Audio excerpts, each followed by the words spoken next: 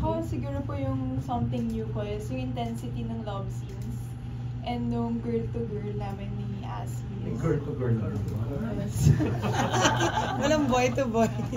Ay! So, more on, yun po, yung mga nagawa ko dito sa love scenes talaga. And also, sobrang na-appreciate ko yung script dahil maganda po talaga yung story niya eh. Talagang papanoorin niyo po ng buo at hindi niyo ipa-fast forward to. So, yun, may mga drama, feeling may mga comedy, hindi naman sinadya, pero lalabas at lalabas po, yes. Ganda. Ay. Hi, Mika. Red hair. Sorry. Joke lang. Ayun po. Para sa akin yung Anong bago? Anong bago? Kasi ang dami mo nang nagawa, na-enjoy namin. Enjoy namin! Thank you po. Kasali ka. Yung bago po para sa akin, syempre bago. First time ko po sila lahat maka-work, even Derek and even Mayora po. Tapos sa story po, first time po yata na may essence ng gayuma sa isang movie. Like may fantasy siya na syempre gayuma may kaya naging huwad din siya dahil sa gayuma fake yung relationship namin sa mga characters. Ayun po. Aaron. No. I think dami ko first dito sa film na to, pero yung babanggitin ko na lang is yung first time ko maka-work si Asi, sila Mayora, si Derek. Then yung particular style of directing ni Derek Reynolds, sobrang unique. And sobrang dami ko natutunan. So, ayun, yun yung talagang tumatak sa akin sa film na to. And I think ibang A-roll yung pinakita ko dito. So, sana makanood kayong lahat. Pakinggan natin si producer Mayora. Nasa cast din si Mayora. Oo, di ba? Actually, kasama rin ako sa movie. Pero konting slide lang. Siguro sa dami ng nagawa namin ng movie with Direct Brillante and Direct Reynolds, may mga kakaiba bawat movies na ginagawa namin. This time, mas aabangan nyo dahil kakaiba yung acting nitong mga bata na nakasama namin. And sobrang gagaling nila. And yung story, sobrang ganda ng story. Isa yan sa pinagmamalaki namin sa Pola. Kahit alam mo yung mga iba, ay ano yung ginawa? Iba Max. So parang sobrang ganda ng movie talaga. Panoorin nyo po. At for sure, mag-i-enjoy yung mga manonood. Mag-i-enjoy talaga kayo. Kasi trailer pa lang, ulam na eh. So, mag-i-enjoy talaga kayo. Ganda yung story.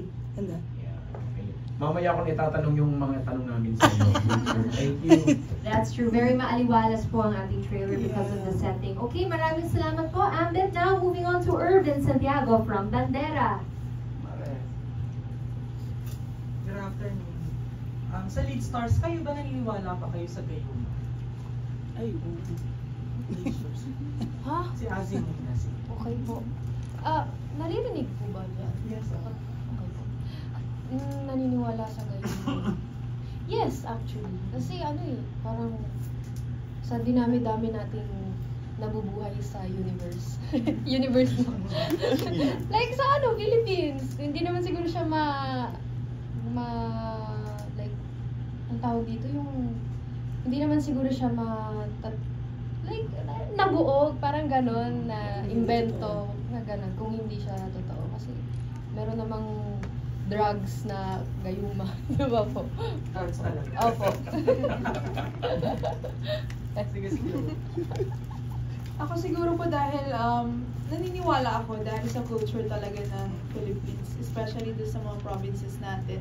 Hindi naman siya magtatagal and mabubuhay until now na pinag-uusapan siya kung hindi talaga totoo. Pero for me talaga, mas naniniwala ko sa karma and good or bad. So before ako mahikayat or magka-interest talaga is number one talaga is karma. Kasi I believe kung ano ibato mo sa universe, 3 times yung balik sa'yo. So kung ikaw hindi mo gagawin? Ay, hindi po. Kasi feeling ko hindi din ako magiging masaya if fake naman. So, Huwad. Kung huwad naman siya. Si Pasa. Kaya ladies first And I think naniniwala din naman po ako. Kasi syempre, tradisyon natin yun eh. Di ba? Yung maniwala, yung mga kwento ng mga lolo't lola. Ayan, yung mga aswang. Related yan lahat eh. Albularyo, aswang, kulam. So, nandyan din yung gayuma. And I think totoo siya. So, good thing na lang na hindi pa ako nakakita kung sino nakaka-experience nun. Pero medyo creepy, no? Pero gusto mo i-try kung parang hindi. Parang hindi yata. Parang magdadalawang isip ako. Pero, ayun, sana wala nang gaganon sa panahon ngayon. Kasi medyo delikado yun. Makikita nyo naman sa palabas na huwag kung ano epekto niya. Last question ko na, kasi dalawa lang daw. Ano yung pinakamahirap na eksena pinagawa sa inyo ni Felix sa movie? Yung talagang parang, ay, ayoko nang gawin, hindi ready. Or todo-todo pa rin yan. Yung first? Nasa yun na. Sige. Pinakamahirap na parang ayaw gawin. Parang dalawang isip kang gawin. Hindi, I love everything eh, to be honest. Oh, hindi showbiz to, totoo to, Direk. Alam mo naman yun. Hindi ako nagreklamo kay Direk kahit kailan. So, wala. Hindi. Sobrang chill ni Direk mag-ano. Gano sa set, mag-work. Oh, sobrang chill niya. Pero sobrang focused din at the same time. Yeah. So wala lahat nagawa mo? Yes, Direk, diba? Lahat. Meron nga, tumambling ako 3 times eh. Joke lang. Si Asi nag-iisip. Oo nga po eh, nag-iisip ako kung meron, pero wala kasi tiwala naman po ako kay Direk noong time na yun. And kung meron akong nahirapan, yung ano eh, yung eksena namin tatlo, yung meron kasi kami threesome po. Ayun. So, Parang mas gusto daw niya yung babae. Kay Chloe.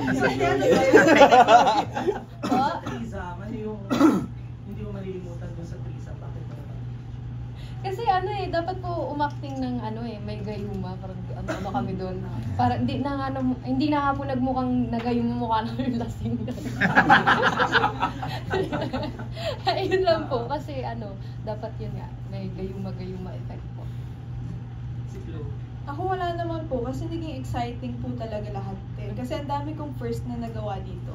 And yung number 1 po, laging kong sinasabi sa mga guesting, yung tricycle scene po, kailangan nyo talagang abangan. Tricycle scene. Oo, so love scene po namin ni Errol. Sa tricycle. Yes po, sa tabing dagat.